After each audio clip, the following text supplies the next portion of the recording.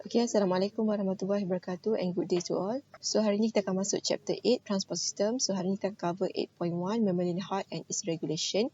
Okay, so kita akan learn a bit about cardiac cycle and also ECG yang kamu nampak graf turun naik tu kan, yang biasa drama bila tu meninggal kan. So namanya adalah ECG Okay, so untuk learning outcomes dalam video ni, kita tak cover berkenaan dengan proses iaitu initiation of heartbeat, cardiac cycle dengan ECG punya wave, tapi more to teori lah awal-awal, okay.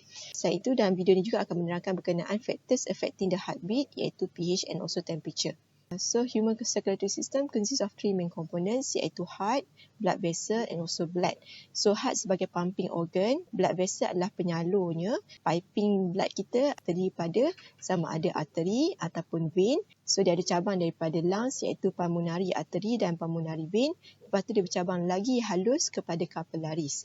So arterioles dengan venous ni adalah salur darah yang lebih kecil daripada arteri dan juga vein. Okay?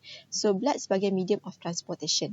Okay, so ini adalah heart kita. So heart ni start beating daripada 4 weeks after fertilization and haven't stopped until now. It is a hollow muscular organ. Sebab dia hollow tu sebab dia perlu ada ruang untuk letakkan blood. Dan positionnya adalah center dekat kita punya dada.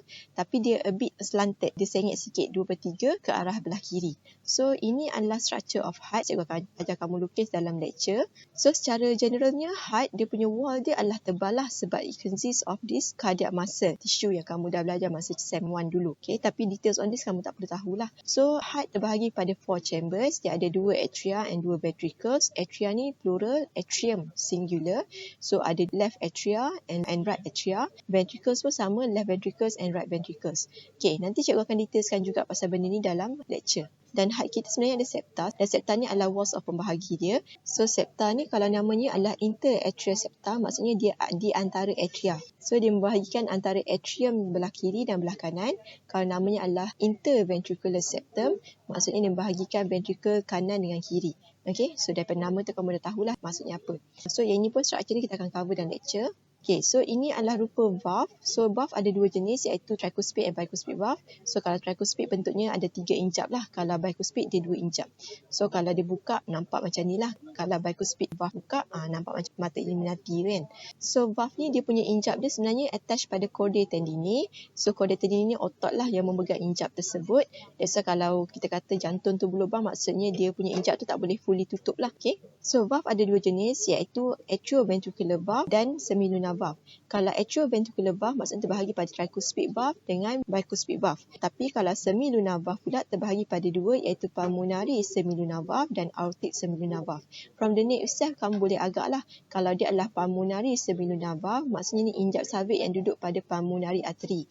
Tapi kalau dia adalah aortic semilunar valve maksudnya dia adalah injap salvage yang duduk pada laula aorta. So tujuannya adalah untuk prevent darah pada blood flow lah, dan free ends dia not attached pada chordae tendineae. Okay, dia tak samalah dengan atrioventricular valve tadi. Okay, so ini adalah blood circulatory system. So kita nampak ada salur darah utama iaitu arteri dan juga vein. So kalau arteri dengan vein tu dah bercabang, namanya arteriole and venule.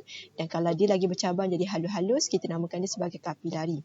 Dan kapilari ni adalah blood vessel yang meliputi cells. So kalau contohnya kamu terhiris tangan ke apa dengan pisau, yang berdarah tu sebenarnya adalah kapilari lah. Kalau orang nak bunuh diri tu biasanya dekat vein ataupun arteri. Okay. So arteri ni konsepnya dia bawa darah yang oxygenated kecuali pulmonary artery sebab ini daripada lungs. Kalau vein pula dia bawa darah yang deoxygenated kecuali pulmonary vein. Dan kapilari ni pula dia connecting the arteriole dengan venous sebab dia melengkungi sel-sel. Okay.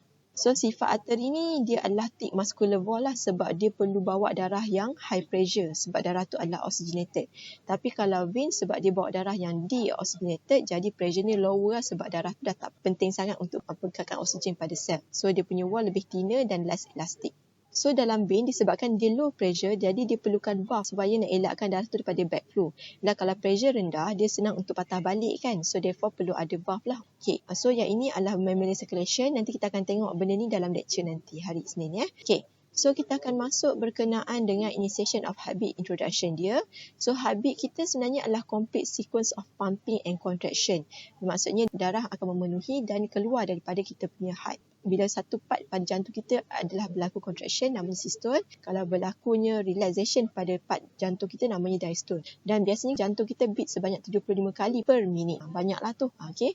Alright, nanti kita akan go through the details dalam lecture nanti. Cikgu dah bagi tahu kamu bahawa heart is myogenic, maksudnya sifatnya dia boleh contract spontaneously tanpa nervous stimulation. Maksudnya tak perlu ada nerve impulse transmission pun dia boleh beating. Dan heart tu telah pun start beating since kita first month dalam rahim. Dan dia sampai sekarang tak stop lah. Dan this cardiac muscle is controlled by the nodal tissue. Nodal tissue ni sebenarnya SA node dengan AV node lah. Kita go into the theory of electrocardiogram ataupun ECG. ECG ni yang kamu nampak wave yang naik-naik ni kan, sebenarnya dia adalah wave of contraction daripada jantung. Terhasil daripada electrical currents lah. That's why ada mesin ni akan letakkan electrodes pada dada. Jadi dada ni akan detect electrical current yang wujud daripada kita punya jantung. Sebab nanti kamu akan belajar bahawa bila kita nak jalankan heart contraction tu, sebenarnya ada wave yang dihantar daripada kita punya SA node. Okay, so kamu akan nampak ada turun naik ni. So, ECG adalah recording of an electrical waves representing the electrical current generated throughout the cardiac cycle. Mesin ni namanya adalah electrocardiograph. Fungsinya adalah bila electrode tu diletakkan pada certain point pada body, biasanya pada dada, jadi electrical activity yang ada pada heart tu boleh detect. So, kalau dia contract, namanya tadi systole kan, yang tu untuk cardiac cycle punya term. Tapi kalau ECG namanya adalah depolarized. Kalau untuk relax, kalau cardiac cycle namanya adalah diastole. Tapi untuk ECG kita namakan sebagai repolarized. So nama je lah beza. So yang ni adalah graf dia. So cikgu akan ajar juga masa time lecture nanti. Okay. So importance of ECG. So importance of ECG adalah untuk diagnose heart problem. So kita akan nampak kalau P tu bentuk tak jadi bulat, sebaliknya jadi bentuk macam daki, macam gunung. So therefore dia ada tanda untuk enlarged atrium. Kita akan dapat juga diagnose abnormalities in cardiac rhythm. So kalau orang tu heartbeatnya terlalu pantas, dia punya jarak di antara satu PQRST ni akan jadi terlalu singkat. Maksudnya kalau ini PQRST, sini ambil masa dalam 5 second, tapi dia tak sampai 3 second. So therefore fast heartbeat. Kalau slow pula terlalu jarak sangat. Elok-elok 5 second jadi sampai 10 second. Tapi kalau irregular, ada something happen, so therefore dia akan jadi tak tetap lah dia punya heartbeat rate. Manakala satu lagi kita boleh tengok presence of fetus. Sebab fetus akan mempunyai heartbeat rate yang lebih laju daripada mak. So therefore mak baru sekali heartbeat rate, dia dah 2 kali. So kat situ kita tahulah ibu itu sedang mengandung. Okay. So factors affecting heartbeat rate. So body temperature adalah bila mana, kamu faham sendiri lah, bila body kita naik temperature, so heartbeat kita akan beat faster kan. Tujuannya adalah untuk bagi darah lagi banyak circulate through the skin and therefore heat will radiate from the body surface. Jadi itu adalah tujuannya untuk cooling lah. Biasanya masa bila body temperature naik ni masa fever lah. Okay. Kemudian masa satu lagi pH of the blood kita dah cover in 7.2. So 7.2 bagi tahu masa kita buat vigorous exercise, CO2 in the blood increase, H plus concentration in the blood pun increase. So therefore menyebabkan blood pH kita decrease. So waktu ni rate of heartbeat akan increase lah. So kenapa bagus dekat sini? Jadi affinity of hemoglobin towards oxygen akan reduce dan akan menyebabkan lagi more CO2 release through exhalation. So kita akan lihat berkenaan the control. Kontrolnya ada kaitan dengan yang myogenic tu. So initiation heartbeat berkenaan macam mana kita nak kontrol jantung kita berdegup kencang ke berdegup perlahan. So kalau kita initiate guna SA node sebagai pacemaker, tapi yang ini untuk kontrol sama ada dia laju ataupun perlahan. So control system boleh dikontrol melalui nervous ataupun hormonal.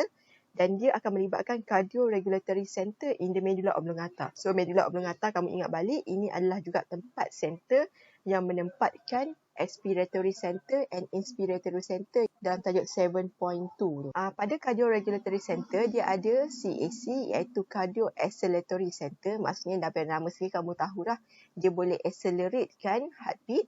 Manakala cardio inhibitory center CIC, dia akan inhibitkan heartbeat. Maksudnya bukan heartbeat tu stop terus, tapi dia akan reduce. Okay? So kita akan lihat apa cara yang boleh stimulatekan. Okay? Antaranya body temperature, emotions, feelings and stress. So, contohnya kita berdebar kan. Kalau berdebar, heartbeat confirm akan increase. So itu akan dikontrol centernya pada cerebrum ataupun hypothalamus. Manakala yang kita dah belajar sebelum ni dah 7.2, bila CO2 tinggi, H plus akan tinggi. So therefore menyebabkan pH jadi low, acidic. So therefore chemoreceptor yang ada pada central chemoreceptor and peripheral chemoreceptor akan function dekat situ. So kita akan lihat bahagian kat sini. Sebab chemoreceptor kita dah belajar dalam 7.2. Cerebrum and hypothalamus berkenaan body temperature dengan feelings ni kita akan cover hujung ni. So nervous system dia akan menyebabkan parasympathetic nerve and sympathetic nerve. Dan benda ni kamu jangan risau, nanti kita akan revisit these things again during coordination punya chapter, iaitu chapter 10 nanti. Okay, so parasympathetic ni secara generalnya adalah untuk keadaan relax, manakala sympathetic adalah keadaan masa time stress. So kalau sympathetic kita nampak dia akan increasekan rate of heartbeat sebab dia tengah stress, manakala untuk parasympathetic nerve dia akan decreasekan rate of heartbeat sebab kita tengah relax. Dan dua-dua ni adalah antagonis. Antagonis maksudnya sifatnya berlawanan. So kita akan lihat contohnya kat sini. So remember again, medulla oblongata duduk kat mana? Pada kita punya brain. Dan kemudian dia akan hantar pergi ke jantung untuk increase or reducekan kita punya heartbeat rate. So ini kita lihat macam mana kalau kita punya heartbeat rate bertambah. Apa yang berlaku sebenarnya? Okay, kalau disebabkan oleh nervous system, jadi impuls akan dihantar pergi ke SA node melalui sympathetic nerve. Okay. So sympathetic nerve ni cikgu dah bagi tahu tadi adalah untuk stress punya condition, SS. So bila sympathetic nerve triggered, so therefore sympathetic nerve akan secretkan satu neurotransmitter nama norepinephrine. Yang ni pun kamu akan jumpa balik masa time tajuk chapter 10 nanti. So when the norepinephrine ni release, so therefore dia akan menyebabkan heartbeat akan increase lah. Norepinephrine ni also known as noradrenaline. Boleh tak nama anak nantilah lepas ni noradrenaline. Contohlah macam tu kan. So kita akan lihat dua contoh untuk masa bila CAC increasekan heartbeat rate, iaitu semasa body temperature higher dan juga semasa pH higher. Okay, so kita lihat dulu body temperature. So bila body temperature is higher, jadi kesannya hypothalamus yang akan detect, okay, sebab ini adalah melibatkan nervous system. So hypothalamus akan hantar impuls pergi ke CAC dalam kita punya brain. So, bila CAC receive the impulse from hypothalamus, CAC akan hantar impulse pergi ke SA node melalui sympathetic nerve. Jadi, sympathetic nerve ni pada hujung ending dia akan releasekan norepinephrine, iaitu neurotransmitter dia. So, neurotransmitter ni akan increasekan rate of impulse production tu. So, heart tu lagi banyak contraction lah. So, kita akan nampak heartbeat tu increase rate dia. Okay. Tu kalau body temperature higher. How about the pH kalau higher? So, sama juga kesannya kalau pH higher, pH ini akan detected by chemoreceptor. So, chemoreceptor will send the impulse to CAC. So, CAC akan hantar impulse melalui sympathetic nerve ke SA node dan dia akan releasekan juga norepinephrine, iaitu neurotransmitter dia untuk increasekan rate of impulse production. So, heartbeat rate kita pun makin tinggi supaya dapat naturalkan kita punya pH tadi jadi normal semula. Okay. How about kalau kita punya pH dengan body temperature kita lower? So, ini akan been triggered by the cardio inhibitory center, iaitu CIC. So, therefore, kita akan stimulatekan CIC. So, cardio inhibitory center ni kita nak rendahkan dia. So, kita akan guna parasympathetic nerve lah. Sebab parasympathetic nerve ni untuk tujuan relaxkan. So, parasympathetic nerve akan secretkan acetylcholine. Jadi, acetylcholine ni adalah satu neurotransmitter. Jadi, dia akan menyebabkan rate of heartbeat akan decrease. So, kita lihat bila body temperature kita lower daripada set point, yang general awak punya body temperature rendah 34 degree contohnya. So, body temperature yang lower ini akan detected by hypothalamus. So, hypothalamus akan hantar impuls pergi ke CIC. CIC akan hantar impuls pergi ke parasympathetic nerve ke SA node. So, kat sini akan ada neurotransmitter being released, iaitu acetylcholine. Jadi, acetylcholine function untuk decreasekan rate of impulse production. Jadi, kita akan lihat bahawa heartbeat kita rendah lah. Okay, maksudnya awak punya jantung berdegup perlahan. Sama juga macam pH kalau lower. So, dia akan detected by brain kita juga, iaitu hypothalamus. Hypothalamus hantar impuls pergi ke CIC. Impuls dihantar melalui parasympathetic nerve ke SA node dan neurotransmitter acetylcholine will be released. Jadi, heartbeat rate kita pun akan decrease juga. Okay, so ini adalah kalau dia nervous control. Maksudnya dikontrol oleh brain. How about kalau dia dikontrol oleh hormonal? Ini akan melibatkan dua hormones, iaitu epinephrine dan norepinephrine. So, kita lihat kat sini, kalau epinephrine dengan norepinephrine ini, dia akan increasekan rate of heartbeat. Contohnya, macam mana heartbeat kita boleh increase? Disebabkan oleh bila body temperature kita increase ataupun pH kita increase. Okay, so kita lihat dulu kalau body temperature increase. Bila body temperature increase, dia akan detected by hypothalamus, still detected by the brain. Dan brain akan hantar impuls pergi ke CAC. Tapi rather than terus hantar melalui neuron pergi ke SA node, sebaliknya dia akan hantar impuls pergi ke adrenal gland. So adrenal gland akan riliskan epinephrine dengan norepinephrine ke dalam bloodstream. Jadi bila rilis ke dalam blood, lambat sikitlah efek dia. So bila hormon ini dibawa oleh blood, jadi hormon ini akan dihantar ke SA node, jadi dia akan increasekan rate of impulse production oleh SA node. Still heartbeat kita akan increase. Same goes to the pH color increase juga. Sama konsep, cuma detected bukan pada brain tapi by chemoreceptor, sebab ini melibatkan chemical changes kan. So chemoreceptor akan hantar impulse pergi ke CAC. CAC rather than hantar impulse pergi ke sympathetic nerve, sebaliknya dia akan hantar impulse pergi ke adrenal gland untuk riliskan hormon namanya epinephrine dengan norepinephrine yang sama macam tadi. Jadi SA node akan increasekan rate of impulse transmission lah.